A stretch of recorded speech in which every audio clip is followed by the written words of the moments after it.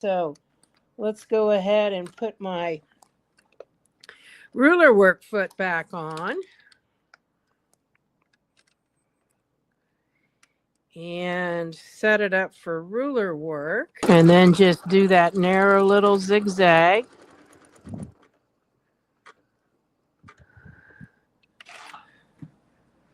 It'll look like that when it's finished.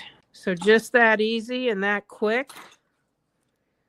We've stitched around there, and then that piece is all finished. So again, a good pressing will do this well, but I just wanted you to see what that dahlia looks like on this piece. So this finished up at about 13 inches, maybe 12 and a half when it's finished with that edge. So what I'm going to do is I'm going to leave my needle in. I'm raising the foot, and I'm going to get a little extra lift in the back by raising up the presser bar. And I'm going to put this around my needle, making sure I can read that, and then lower that foot and press it down in there so it picks it up. And then you may need to pull it up just a little bit.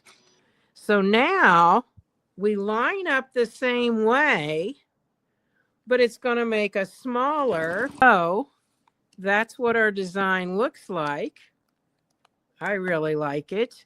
And it's just using the regular size template, but then doing the smaller one on the inside.